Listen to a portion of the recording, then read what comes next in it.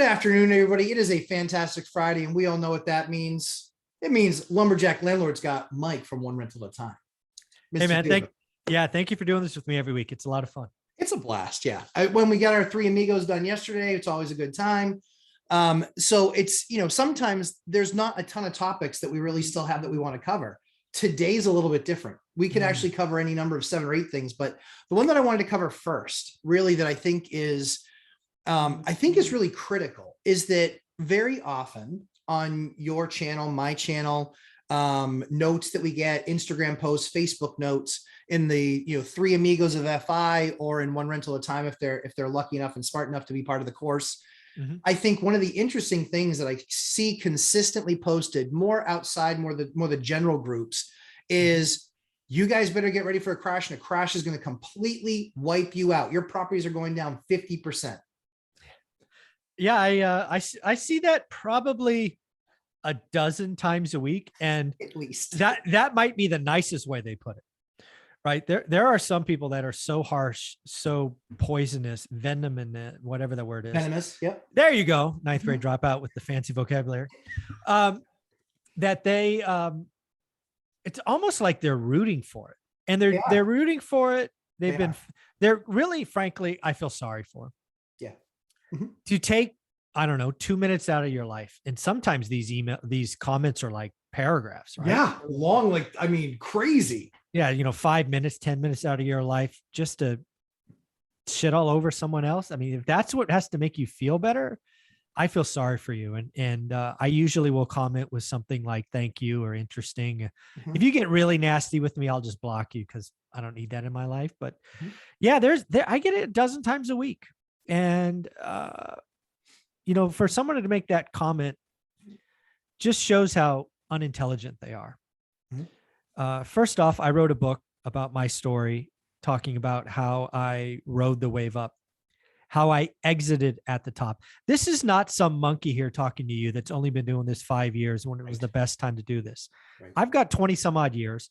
I survived the run up. I got out of the way. I capitalized like no one else during the downturn, and I keep buying on the way up. And I told you everybody to refi and get dry powder ready when you could do it in the 3s. So I have a really good track record of dancing through raindrops.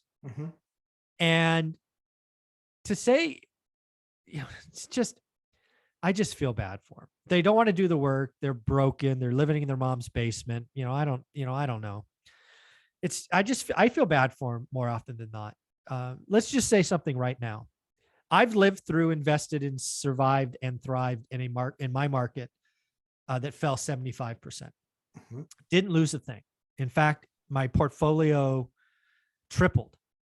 I could do 10 or 20x that if my market falls 75%. So let me just say right now, if my voice carries any weight in the world of real estate in Fresno, California, I want you to fall 75%. I will not lose a single property. Everything has 30-year fixed rate debt. None of my loans get called because my net worth falls. I don't give a rat's ass what my net worth is. I really don't. I don't fill it out. I don't know it. It's a made up fictitious number, which a lot of people have that are going to get busted because their net worth is nothing. I live on cash flow, people. Yeah. Cash flow. Guess what happens when mom and dad, if I lose 75% of my portfolio, you know how many people are getting kicked out of their homes and would rather live in a rental than live in their car? I win. It's okay. And I'll buy stuff at a discount.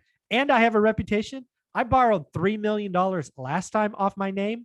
I could borrow 30, 40, $50 million off my name this time. Yeah. I'll be just fine. Thank you very much. So, let the market crash. I just don't think it will. But hey, if my voice helps, crash, crash, crash, crash, crash. Please. I mean, Jesus, these people. And again, I feel sorry for them. So that's the nice version of that. Yeah. Yeah. I was pretty rude. I was trying to be nice. I mean, at the end of the day, if people want to, if people want me to, go surgical on them and show them the error of their ways, I never am so arrogant as to believe that somebody with 20 years experience doing something could be completely off base unless they start with a completely different set core of beliefs of what's actually occurring. And so when I look at it, I think that people are making this far more emotional, and it really is a math problem. That's all it is. It's math. And because it's just math, we know what the answer is. All of these people with all these studies now that are coming out from all these experts, they're actually still calling for 5% growth next year. Yeah. They're calling for 1.9, 2.7, 4.1, 5%. They're still calling for growth next year. I think the worst case scenario is that we start to see prices fall off of where they are. And I think that correction could be 10 to 20. Sure. I think that it is rate based largely. Sure. And it will be, do we get another dip this next GDP for Q2? Is that negative? And then technically we're in recession. No, there's no technically. If Q2 is a negative number, which again, I don't think it will be. I think there was there's just how that number is calculated. There's a couple of variables that just went the wrong way. Agreed. But yeah, if it is negative, there's no technical recession. It is a recession. I mean, that is the definition. So let's clean that up. I think a recession is coming. I actually think a deep, dark recession is coming. I think the world is in for stagflation. Europe, in my opinion, this is how it's going to go down. Europe will hit a recession first. US second, Asia third. I think the world's going to hit a recession. Yep, I agree with that, because I think that Asia, largely China, has a lot more dry powder to play with. based on currency manipulation, largely. Yeah, of course. Yeah. And so, I think again, just staying on point with folks that think that we're going to somehow go out of business because our properties are worth half as much. They're not. That's not how the math works. It's not how it works. Yeah. We have 30-year fixed rate debt, no matter what. It can be half the price. It can double in price. It can be a third the price. It doesn't matter which direction it goes. The fact is, it's 30-year fixed rate debt, regardless of the value on the property. And the only thing that people care about when it comes to rentals is not being homeless and having a place to live. And all of us landlords have to have a business that creates cash flow, but margin. Otherwise, banks wouldn't lend to us again. This is a requirement of the bank in getting the next set of loans. They have to look at your existing book of business and say, do you make money? Are you ready for a storm? Banks don't have to withstand near the scrutiny that an investor does. Think about that, right? The bank is not held to nearly the level of scrutiny that the investor is, because there's no multiple that we get on our money, 10x or 5x, lending out money based on depositors. We don't get that leverage. They don't look at it and go, you have $100,000 a month of rental income. We are willing to give you $500,000 for any deal that you want. They don't do that. It has to be a combination of the asset, the borrow, and its cash flow. They don't have to withstand that level of scrutiny. So investors, largely speaking, are far more scrutinized than even the banks that are less scrutinized, but still they have requirements that they have to hit. And that's where the debt going up or down, it just doesn't make any bit of difference at all. Yeah. Just kind of round this one out. So I want to be very clear. There will be some investors that get smoked in this crisis. But why? Because their debt structures. Correct. Yes. Absolutely right. You have 1 or 2 year IO on Class C value add property today. Yep. I want to say your chances of success are like 0. You're refi that debt is what blows people up. Why did Dave Ramsey go bust? Debt structure. That's Why did the Great Recession happen? Debt structure. It's not the asset. Real estate works. It's the underlying asset. And if you write bad loans and then you write lots of bad loans, which 2 and 28s are the classic example, but now people are doing 1 and 2 year IO on value add. Same problem, just a different asset type. I don't play there. Why did I survive the last crisis? Because I was not doing any of those loans. I realized that Norris Drive would no longer cash flow, so I 1031. Ferris didn't cash flow, I 1031. I only use 30-year fixed rate debt. And that means I don't grow sometimes as fast as I could. There's a lot of people doing BRRRR projects today with hard money. Bust. There are lots of investors who are going to go bust. You don't go bust with 30-year fixed rate debt that cash flows day one. It doesn't happen. And slow and steady growth. Yeah. This is I'll grow fast, but the market's going to be cheap. But always slowly growing my portfolio. Yes. so if you guys have questions, if you have comments, if you disagree with what Mike and I have to say, love to hear it. I won't delete you. I want to see what you have to say, but you need to bring more than feelings or some video from somebody who's not an investor that doesn't understand how this stuff works. 30-year fixed rate debt's where it's at.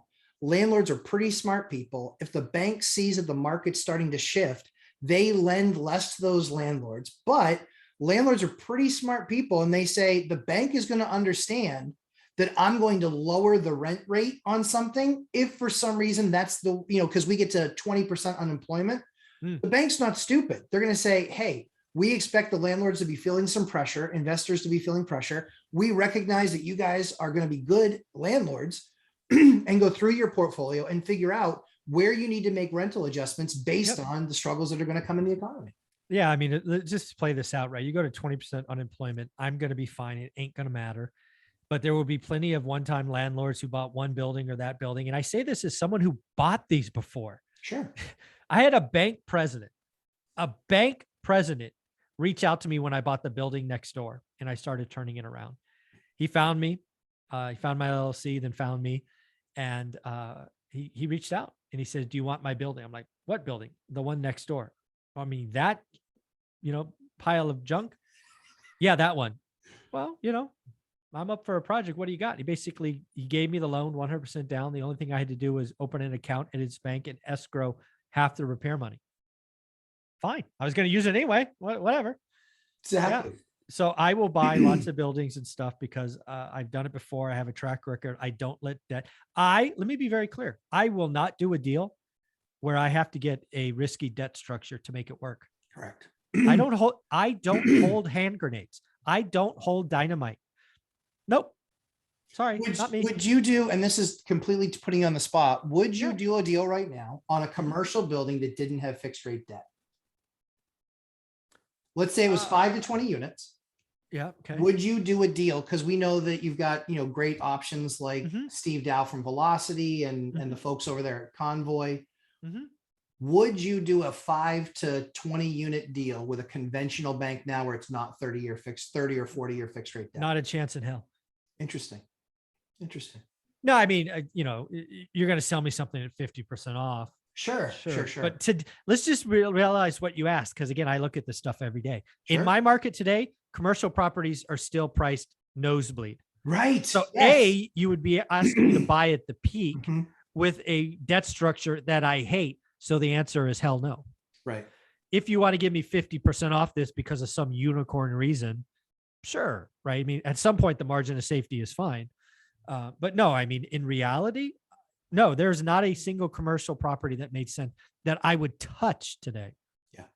With 5-year fixed rate money. Not a single one.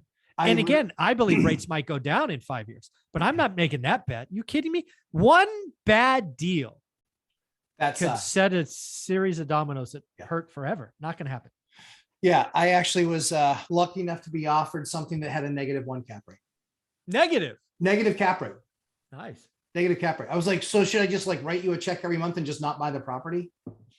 Like, why? Yeah. This is the deal that doesn't make sense. So Mike, thanks for taking us through it. Like I said, wanted to talk about this because this is something we get asked often. I actually don't think I get asked. I think I get yelled at. You're going to go bust. You're stupid. You suck. Like, really? Yeah. Go watch somebody else's channel.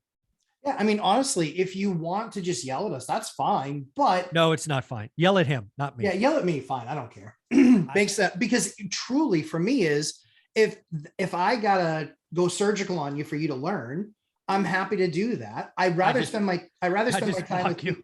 Yeah. I just rather spend my time with people that are legitimately asking the question. I think that 1 out of 100 people are legitimately asking the question, how do you not go bust? Okay. Hey, cool. Let's have that conversation. But often it's, you're going to go bust. You don't know what you're doing. And you're telling a bunch of people wrong things. Hey, listen, you're just flat out wrong. You haven't done the work. You aren't a real estate investor. Good luck with your crypto. Cause I think you've seen that's largely tied to the market. So good luck with your crypto. Cause that has shown no divergence when it comes to inflation. Negative correlation. Exactly. So enjoy that ride. Yeah. Anyway, that being said, Mike, where can everybody find you, sir? Go to One Rental at a Time website, YouTube channel, and good enough. I will be going live 8 a.m. Saturday. That's right. 60 minutes of quite Q&A. Pacific time, 8 a.m. Pacific time tomorrow, which we will all be there. Mike, thanks so much. Look forward to number 2. You got it.